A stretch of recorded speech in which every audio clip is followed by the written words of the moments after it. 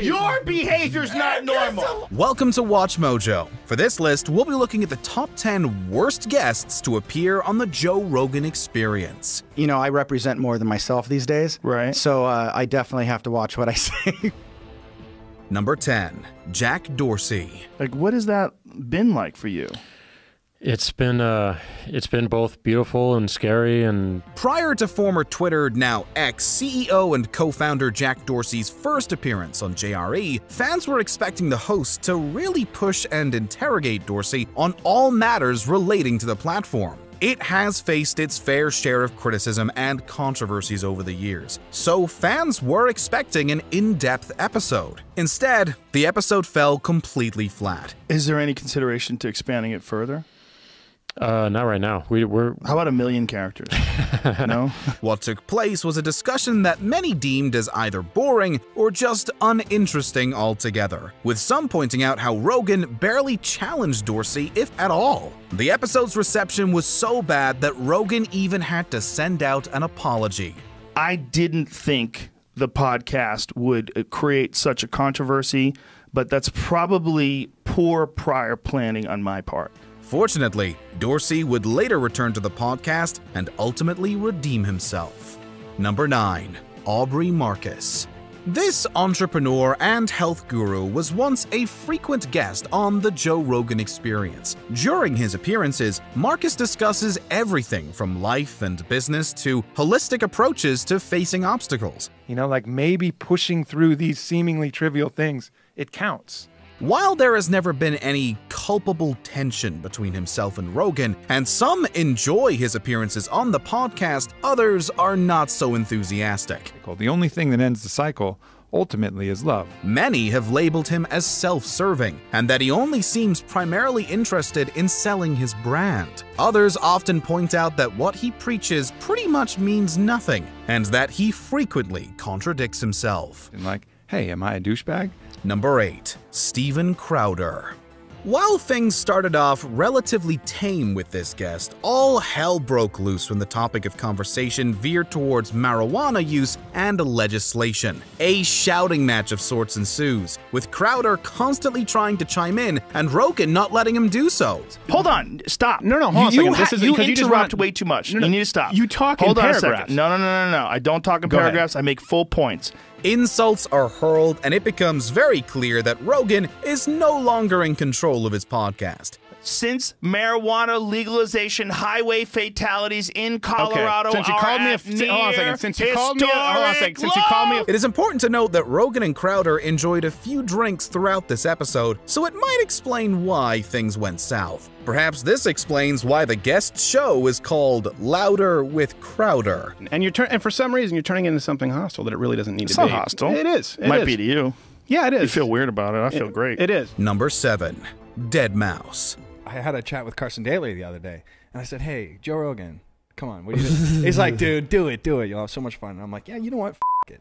The lack of chemistry between Rogan and DEADMAUS is quite evident from the start. The whole conversation is awkward, and it seems as though no matter what Rogan did, he simply couldn't get the musician to open up about anything. No, I just don't want to go Okay. there. But There are instances when things get contentious between the two, notably when the topic of recreational substances comes up, something which the host and guest have clearly opposing views on. is this like something generally accepted that should go in hand with like electronic music? Then No, listen, man. I think you're taking it really personal. As with our previous entry, it didn't help that both men were having a few drinks during the show. Even the likes of featured guests Eddie Bravo and Russell Peters couldn't save this episode.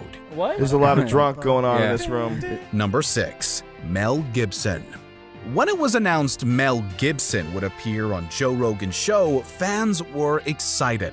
He says, "What the hell you got to lose?" And I said, "No, nothing. Let's go." Arguably one of the biggest and most eccentric film stars, many anticipated listening to Gibson tell stories from his experiences being on set of his hit movies, working in Hollywood, and delving deep into his past controversies. Instead, they got this.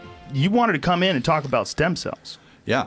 There wasn't really much substance behind the conversation between Rogan and Gibson, and it didn't help that the episode featured a doctor who specializes in stem cell research. Naturally, the discussion often steered towards this topic. The only thing that's legal in the U.S., at least for now, I don't think it's going to last much longer, is from Amnion. For those who anticipated listening to Mel Gibson have his say on everything that has transpired over his career, the episode was most certainly a letdown.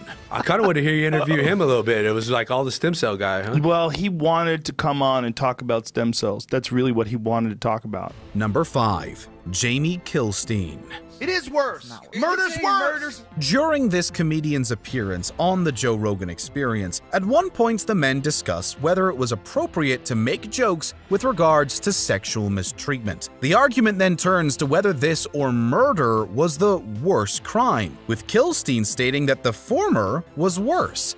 Jamie, you're talking nonsense. You keep bringing up feelings, you keep going to weird shit and victimization. This soon spirals into a heated debate that sets Rogan off. He quickly loses his temper and actually yells at Kilstein, calling him crazy. He then tells him that he's talking nonsense. The very fact that Kilstein believes and debates this made for an uncomfortable listening.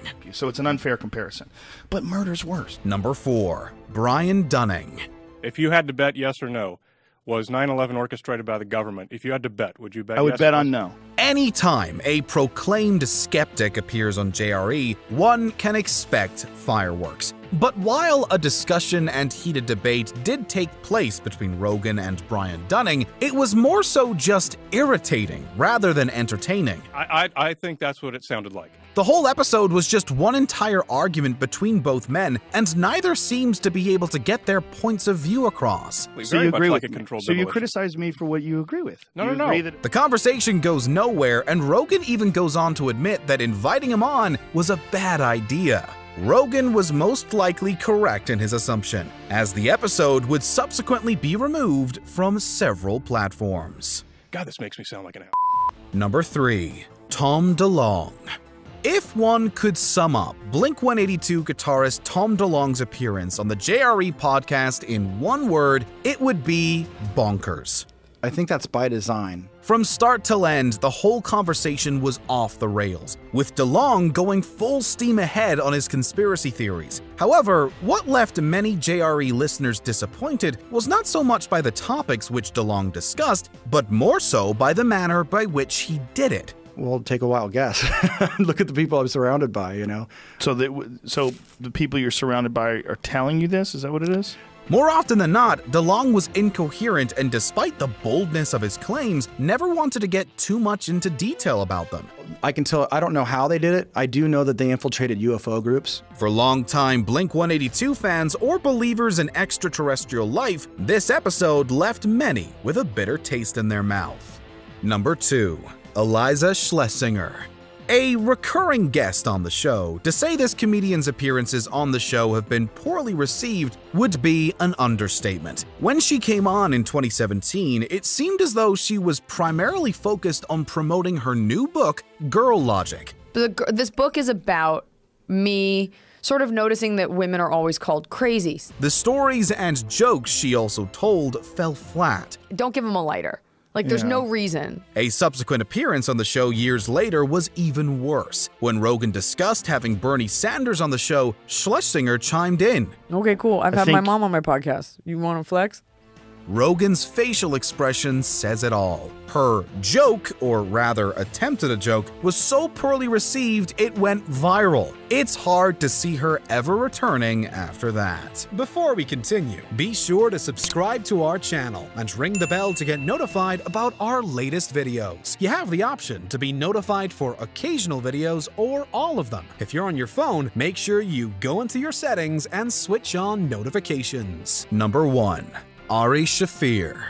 Although this comedian's appearances haven't drawn any notable controversy, many fans have frequently pointed out their displeasure at the comedian's overall demeanor. Because sweatshop's a real thing and it's part of someone's history, and you would never understand, so why don't you be quiet? Some consider him rude, arrogant, and quite demeaning at times. In one appearance, he even went so far as to relieve himself in the middle of an episode. Okay, from now on, do me a favor and just go to the bathroom. Oh, fair enough. His behavior has frequently rubbed audiences the wrong way. However, despite this, he continues to make frequent appearances on the show and seems to get along quite fine with the JRE crew. You know you're an adult, right? Yeah.